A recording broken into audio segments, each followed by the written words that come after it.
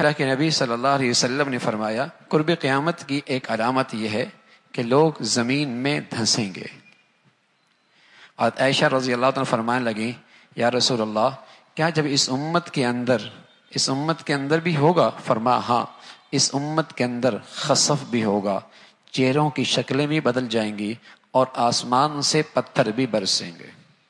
پہلی امتوں میں تو یہ تھا کہ پوری امت اس عذاب میں شریک تھی، لیکن اس امت میں پوری امت پہ نہیں ہوگا، انفرادی علاقے، محفلیں، بعض جگہیں، بعض مقامات زمین میں دھنس جائیں گے، شکلیں ان کی مسخ ہو جائیں گی اور آسمان سے پتھر ہوں گے۔ تو عائشہ فرمانے لگے یا رسول اللہ انہلک وفینا الصالحون، اس امت کے نیک لوگ بھی موجود ہوں گے پھر بھی یہ ہلاکت ہوگی؟ فرمایا ہاں، اذا ظہر الخبث، جب گندگی زیادہ ہو جائے گی تو پھر اللہ کی یہ پکڑ آئے گی۔ پھر رسول اللہ صلی اللہ علیہ وسلم نے اپنی زبان میں بتایا کہ یہ خسف کب ہوگا، زمین میں دھنسنا قرب قیامت میں کن گناہوں پر ہوگا؟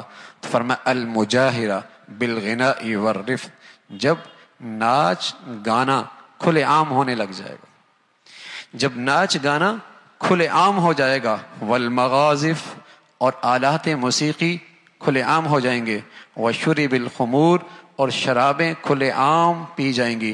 عمران ابن حسین فرمانے لگے رضی اللہ تعالیٰ عنہ رسول اللہ صلی اللہ علیہ وسلم نے فرمایا فی هذه الامہ خسف ومسخ وقذف، اس امت کے اندر بھی زمین میں دھنسنا ہوگا، شکلوں کا مسخ ہونا ہوگا، آسمان سے پتھروں کا بارش ہوگی، لیکن کب یا رسول اللہ؟ مسلمانوں میں ہوگا۔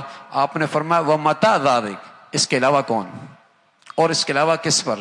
فرمایا جب یہ مسلمان اسلام کے نام لیوا، اذا ظہرت القینات والمغازف وشربت الخمور، گانے بجانے والیاں اور آلات موسیقی کی جب کثرت ہو جائے گی اور شرابیں پی جائیں گی، پھر اس امت کے اندر بھی زمین میں دھنسنا ہوگا۔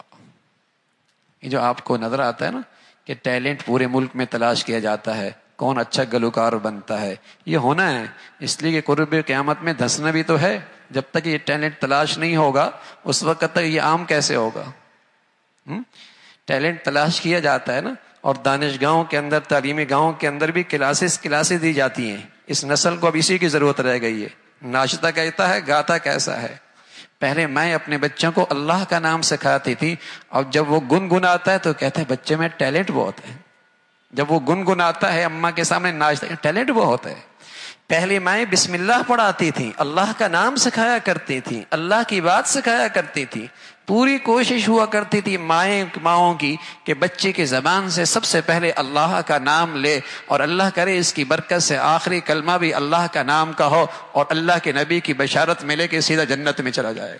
لیکن اب کیا ہے، مائیں بچوں کو جب سینے سے لگاتی، چھاتی سے لگاتی تو ان کی تربیت کرتی تھیں، حسبی ربی جل اللہ ما فی قلبی غیر اللہ نور محمد صلی اللہ لا الہ الا اللہ لا الہ الا اللہ، دودھ پلا رہی ہوتی اور ان کے کانوں پہ ہاتھ رکھ کے انہیں یوں لوریاں دے رہی ہوتی، اور ان کے زبان سے یہ الفاظ ہوتے تھے تاکہ بچے کے دل کی دنیا میں یہ چیزیں نقش ہو جائیں، اور جب وہ زبان کھولے تو اللہ کا نام لے، زبان کھولے تو اللہ کا نام لے، اللہ کا نام لے۔ اور آج میرے عزیزو ابھی اس کی 2.5 سال کی عمر نہیں ہے، 3 سال کی عمر میں آپ نے تعلیمی ادارے میں بھیج دیا، وہاں اسے موسیقی کی کلاس سکھائی جا رہی۔ کیسی بدنصیبی ہے، عقل پر ماتم کیجئے، لاکھوں روپے بھی دیجئے اور اپنی اولادوں کو بھی ان کے حوالے کیجئے۔